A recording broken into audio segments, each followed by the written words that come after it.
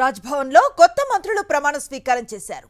వాకిటి శ్రీహరి, అడ్లూరి లక్ష్మణ్ కుమార్, గెడ్డం Vivek వెంకటస్వామితో governor Jishnu Dev ప్రమాణ స్వీకారం చేయించారు.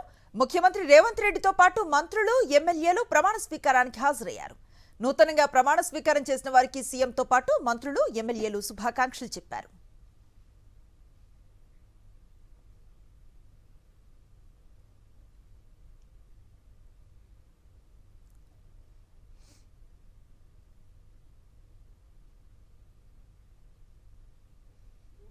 అడ్లూరి లక్ష్మణ్ కుమార్ అనే నేను శాసనం ద్వారా నిర్మితమైన భారత రాజ్యాంగం పట్ల నిజమైన విశ్వాసం, విధేయత చూపుతానని, భారతదేశ సార్వభౌమాధికారాన్ని, సమగ్రతను కాపాడుతానని, తెలంగాణ రాష్ట్ర మంత్రిగా నా కర్తవ్యాన్ని శ్రద్ధతో, అంతఃకృత శుద్ధితో నిర్వహిస్తానని, భయం కానీ, పక్షపాతం కానీ, రాగద్వేషాలు కానీ లేకుండా రాజ్యాంగాన్ని, శాసనాలను అనుసరించి ప్రజలందరికీ న్యాయం చేకూరుస్తానని దైవ సాక్షిగా ప్రమాణం చేస్తున్నాను.